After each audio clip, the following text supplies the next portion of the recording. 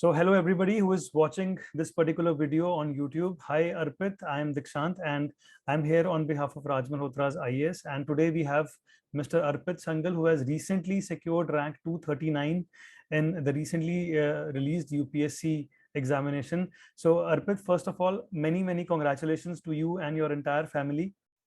Thank you, Dikshant. Must be a great feeling right now. I can totally understand. Yes, definitely, especially for in fact, yesterday we were speaking to Mr. Divyanshu Nigam, who secured rank 44, and he said there is like a mini festival going on in my family. Yes. Is it something similar at your end also, Arpit? Yes, similar.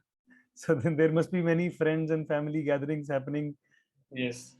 Arpit, did you ever, you ever thought that you will get a, seat as far as UPSC is concerned? Were you always hopeful that yes, I will, I will be able to do it one day?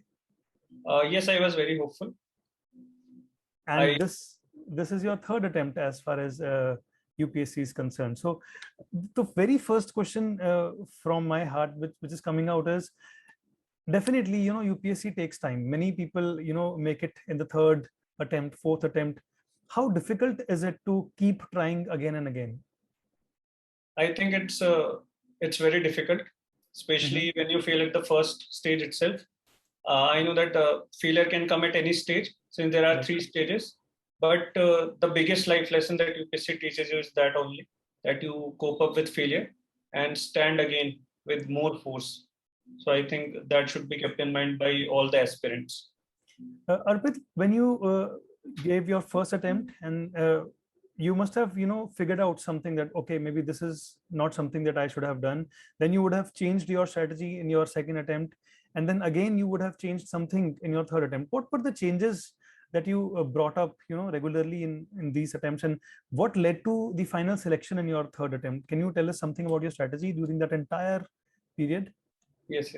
So the first attempt was, I was forced to give that attempt because I was not going to attempt it. I just graduated from college. So my seniors asked me to appear for prelims. I also scored very less marks. Now, to the second, so there was no feeling of failure at that time. But during my second attempt, I wasn't able to qualify prelims. And the reason was that eventually you have to perform in those 2 hours. Correct. And if you get nervous somewhere in the middle of the exam, then you won't be able to register what is written in the paper. So that happened with me in the second attempt. So I wasn't able to qualify that time. So I felt demotivated after that for around 2-3 months. The time was not very, because you don't have a deadline. But post that, what I did for prelims was I made sure that I left no stone unturned.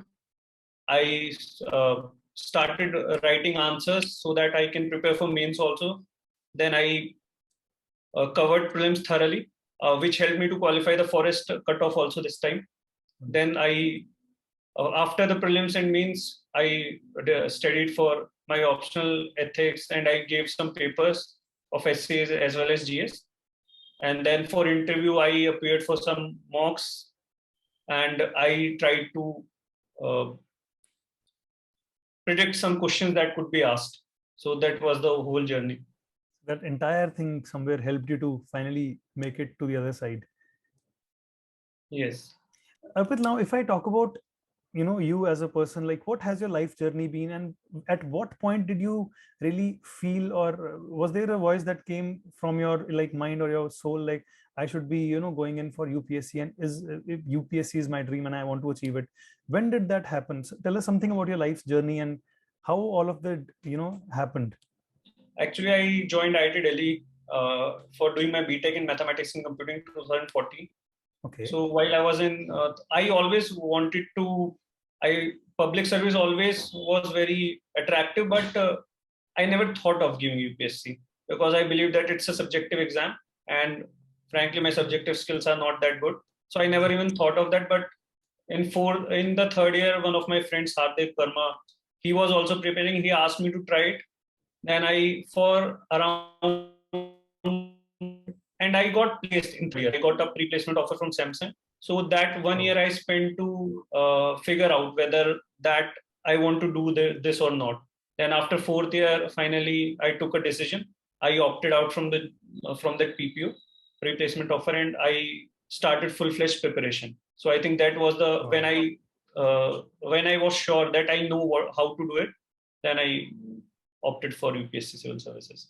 That certainly would have been a very difficult decision for you to make at that point, Arpit, because when it comes to civil services, we always compare packages. A lot of young aspirants, they tend to compare like what UPSC is going to offer me every year, and if I compare that with a company like in your case Samsung or any other MNC or a big conglomerate, then obviously the pay packages would vary. How were you able to then make a decision that, okay, I'm somebody who is not running after money and UPSC is what I'm going to go for? How did you make that decision? The most important factor was public interface. I always liked public interface. Secondly, I always thought the skills that I've acquired throughout my life, be it academic or be it at the level of value system or personality development, I thought that I could utilize those skills in the civil services with a higher potential. And I would be satisfied maybe each day while I will be in services. So that was the motivation factor that brought me to civil services. And Arpit, when did you actually begin preparing for UPSC? It was in your first year itself, or did you, started in, or did you started in your third year or second year? When did you actually begin? I started in my fourth year. In your fourth year, and according to you, what is the right time to start? Do you think you were, your timing was perfect, or do you think you should have started like maybe a year before? What exactly, according to you, is the best time to start? I would say that at least you should that voice should come from within. If even you start preparing from the very starting point, then sometimes it might be counterproductive because your full zeal might drop if you come to the exam time. Correct. So what is more required is that the attempts that you give, especially the first 3-4 attempts, you should be completely motivated. So that is more important, because giving one deadline would be like very difficult, because you have seen that many people qualify, be it in their 6th attempt, some come from jobs, some do it after MBA. So it is the inner voice. If whenever you feel like doing it, I think every time is the right time. Yeah, in fact, Arpit, on that note, a lot of students come to us and they keep asking us, when should we begin? And we always try to tell them that it is important that you have to, end of the day, be committed to what decision you are making. So if today you are committed, then like exactly you said, so that voice has to come from within. Wonderful. Now, Arpit, like you are somebody now who is a seasoned player as far as UPSC is concerned. So you have been in the radar for good 3 to 4 years. If I ask you, what are the top 5 things that you would tell a young UPSC aspirant that these are the top 5 things that you must follow if you want to crack UPSC? Is there a list like what is that list, like top 5 things that are very important as far as UPSC is concerned? So the first would be to know the syllabus very well. Okay. You should be thorough with the syllabus, especially the mains part. Even in personality, there is a syllabus, personality test that also can be seen. But primarily in the mains, you have to see each and every word what UPSC is asking. First would be that. Second would be the syllabus. Second would be the questions. Previous year questions, both in prelims and in mains, because you will find that questions are repeated. The language change, but eventually they want a civil servant who knows something about most of the things. So they will keep on asking by changing the type of question. So second would be that. Third would be practice. You have to practice both prelims test as well as mains test, because that way you will know what are the mistakes that you are doing. Fourth would be in mains and prelims, you have to, especially in mains, you have to answer all the questions. Correct. Because when you leave one question, then that is very disastrous. You have to attempt all the question and try to fill in all the pages if possible, because you have studied a lot in the exams. And I think fifth would be to answer what is asked. Sometimes it happens that we answer what we know, but I think we have to read the question and answer what is asked, because you have to make decision in every question there. What you have to analyze, you have to see what they are asking. So these are the things. And as far as attempting the exam. Yeah, and I think UPSC, the mains exam specifically, if we talk about, the questions are not so very easy to answer, and sometimes it takes some time to first understand the question, and then it is important to answer. Rightly said. Uh, let's talk about mains, Arpit. Pre, we all know that pre is not is just a hall ticket to your final mains selection and final selection. So let us talk about mains. The most important part, if we talk about mains, is answer writing, right? And let us talk about how answer writing can be improved. If suppose I'm a young aspirant, what should be my strategy if I want to improve my English, if I want to improve my sentence making, if I want to include the facts, if I want to make flow charts, make some drawings? How should a perfect answer look like according to you? First, you have to understand the question. There are many parts to the question. Mhm. You have to analyze what is asked. You have to do justice to all the questions that are asked. First is that. Secondly, there should be a proper introduction and conclusion. I personally believe that introduction and conclusion is what makes you stand apart. Correct. Because in introduction, it can be seen whether you understood the question. In the conclusion, you can tell the way ahead. Similarly, in the body part, you should try to write in points if possible, because that would ensure that you cover maximum dimensions. Because Correct. eventually, this is you are there to become a generalist, not a pro in any field. So you have to cover all the dimensions. So if that can be done, and if appropriate, only appropriate examples and diagrams can be made. They are not compulsory, but if they are appropriate, they will definitely increase your marks. So in a perfect answer, you don't include, like, there is no bar which says, or there is no notice that says that flowchart has to be there or diagram has to be there. As long as the answer is making sense, that's fine, right? Because many times we check answers and we see there are a lot of students unnecessarily have made diagrams, but there is no relevance as such in that particular question. So that is something that is important for everybody to know, whoever is watching this particular session. Now, Arpit, time management is something which I think is really important if you plan for UPSC ever, right? How did you manage your time? What was your daily routine like? Can you talk about that, something like that? I would suggest that you don't take a large breaks in between the studies. For example, Mm-hmm. 5 days straight or a week straight. Mm-hmm. Avoid that.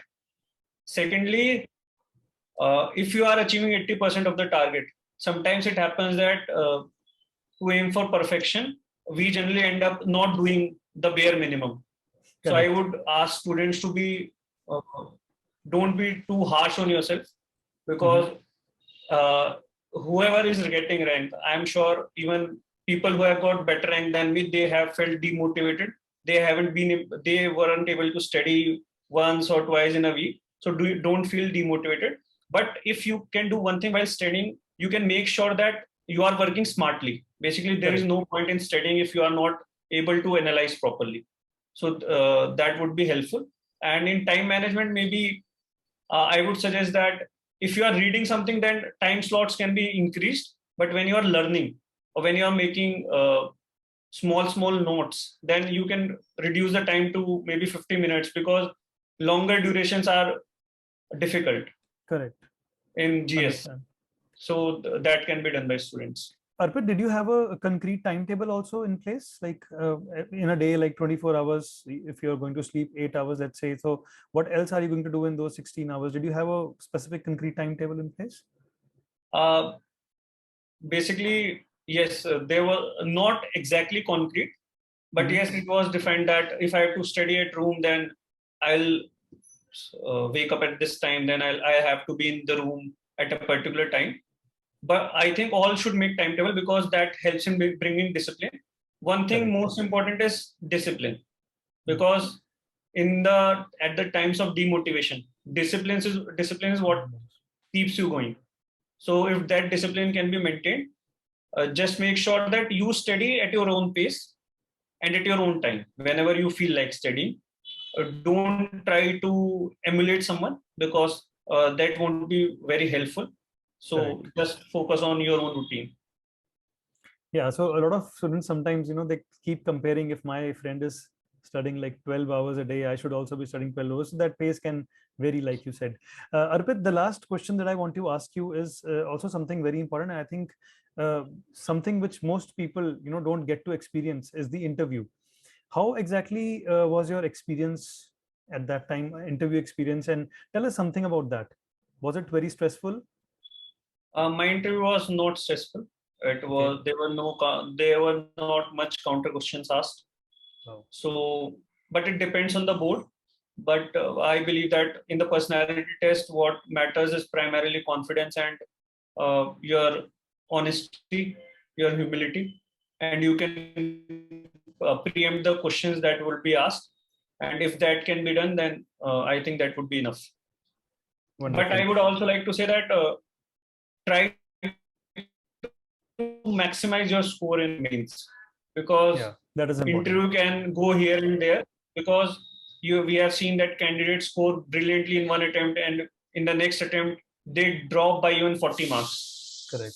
I'm not saying that it is unpredictable, but or UPSC is not able to judge us properly, but that we might not be at our prime on that particular day. Correct. So I Valid would point. ask students to maximize the score in mains. So and Arpit, people who have not been able to make it this time, their pre is going to be held very soon. So what is your suggestion to those people who have not been able to make it this time, people who have not got through the interviews? What would be your suggestion or words for them? I would like to tell them that even I think most of the top rankers who are my friends, they were like just day before, they were also not sure whether they will get selected or not. Correct. So don't feel demotivated. If you are able to qualify mains, then definitely you have something in you. And if you attempt with a lot of positive attitude, and obviously there would be some sort of sadness, but if that is overcome, and if you focus on prelims, and if you qualify that, then I think it would be better to not to attempt the mains next time, and I'm sure that they will be able to qualify next time. Thank you for your wishes for all the people who are watching this video. Also, now Arpit, I would like to end this session here, because I know that you are now busy with another commitment coming your way. So thank you first of all for taking out time to talk to us, and all the people I'm sure who are watching this video and would be watching this session will be learning a lot from you. Thank you for taking out time for everybody. And on behalf of Raj Malhotra IAS, I would like to congratulate you and your family once again. We hope that you keep shining and have a better experience or a great experience at the training stage of events, and you can get successfully posted as soon as possible. Thank you once again, Arpit, for taking out time. It was a great session. Thank you very much. Now you can please carry on with your commitments. Thank you so much, Arpit. Thank you.